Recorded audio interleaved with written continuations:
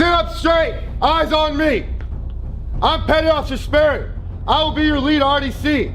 Petty Officer 10 will be your second RDC. Petty Officer Gonzalez will be your third RDC. Together, we have 8 weeks to transform you into United States sailors.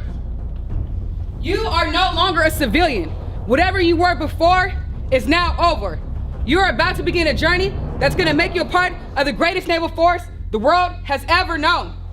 This training will not be easy. It wasn't meant to be.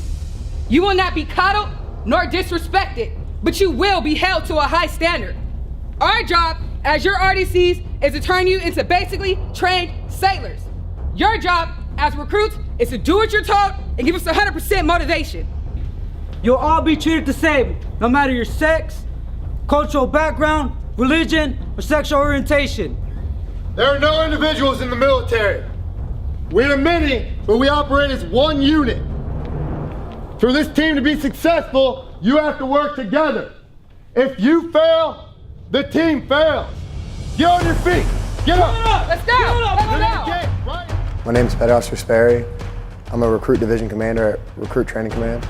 All divisions start off basically the same. They're very scared. They don't know what they're supposed to expect during their 8-week training. Turn your head. It's easy. Say your number. 51. 52. 53. No. As you were. Stop. Pay attention to what Turn your head and say your number. 59. 60. 61. As you were. 63. Pay Wait attention. for the person in front of you to turn their freaking head so you can say your number and then you go after them. Do you understand? I'm Chief Petty Officer Stegall. I'm a recruit division commander here at Recruit Training Command Great Lakes. Processing days, that's where you're issued all your initial issue, DITY issue. They have their basic medical indoctrination, so they get a series of shots. So during that week, you get a lot of shots. You get kind of everything you need to continue the rest of your training. The shots were not fun. Age averages 21. We got dental work done, which we just finished today. It was long process. Everything that you do is with a purpose, and you do it to the best of your ability. We want to give them a shock, and we let them know that, you haven't even started training yet. You haven't even begun to experience exactly what we're about to subject you to. And then you start teaching them the very basics, how to stand at attention, how to salute, how to do facing movements, left face, right face, about face. Learning how to fold things, learning how to do things correctly. I gave you 15 minutes to shave and brush your teeth. We are going on 25 minutes. This is unset. Let's go! The first few days of boot camp, that's when recruits don't really know what to expect. So when you start yelling at them. You understand? Yes, Petty Officer. You're here to get better, not to stand freaking lazy. You understand? Yes, Petty Officer. Then don't stand like that. I shouldn't be repeating myself when I already trained. Some people really have a negative effect to that and they don't like me and talk to you like that. And then some of them understand the process and understand that that's us being on them 100% all the time is what's going to make them a better sailor in the end. I don't, everything they do, I don't take it personal because I realize they are training me to be a sailor. It's a lot of tough love. And it's like, I know that they want us to succeed again. I know that they want us to do well. They've all been through this themselves. They have gone through a lot of training themselves to be RDCs. So trying to just remember that and give them that equal amount of respect really helps me get through it. They've been good. Like they only really, again, if you're doing the right thing, they're not going to be yelling at you. 55, 56, 57, 58, 59. Then why are you here? 62. You're 2-3-0. Get across the freaking hall. 68, 69. We have to yell at them a lot and get them to understand that we need them not just to react to what we're saying, but to react fast. We're going to make it uncomfortable for them. We're going to make it so that they are able to, one, have confidence in themselves and their abilities, but also be able to deal with the stress. And so that's why we create a stressful environment. That's why we keep the temp up. What did your RDCs tell you about failure? If you fail, who fails? The whole team.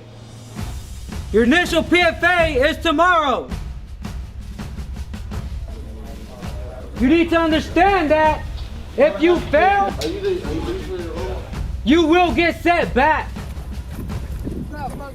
So tomorrow's going to be a reality check for the recruits. It's going to be their baseline PFA, where they're going to be required to run 1.5 miles, do a number amount of sit-ups and push-ups.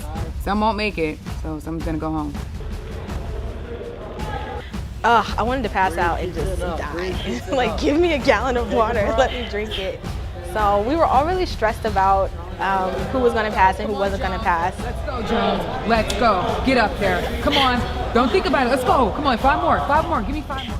I happily that I wasn't able to pass it. I'm glad. So hopefully I can pass the next one with a better score. With the PFA, I knew I was ready. I was ready for it before coming to boot camp, but the day before I got really, really sick. Still, I felt sick during the PFA, but I just pushed because I didn't want to get separated. And so that PFA baseline is just that, it's the baseline. It's not even the actual PFA standard. And if they can't meet the baseline, then they probably need to go find something else to do.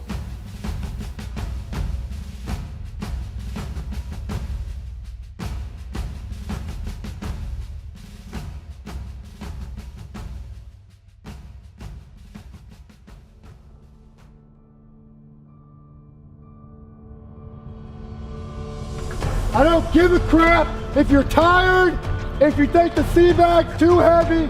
You came here to serve, so own up and do it.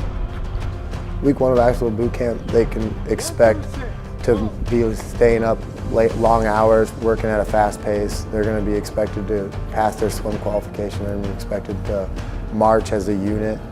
And those are all things that we're training them from the beginning in P-Days. They're going to have to bring it together week 1 and make sure they're performing all those tasks. So in P-Days, we are loud and we are aggressive with them, but we are instructors at first. We're teaching them everything, and we take our time, because come week 1, then it's not, we don't have time to train every little thing over and over again. They need to learn it. So when we're telling them at first they need to pick stuff up and this is how it has to be done, come week 1, we expect that to happen. So when they start failing during week 1, then they're actually held accountable for their actions. Anything that you were before you came here, you wave goodbye to that. That's gone.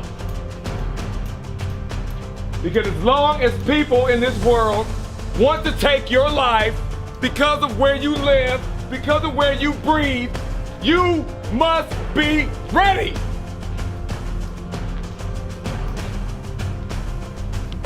And if you're not ready, we don't need you.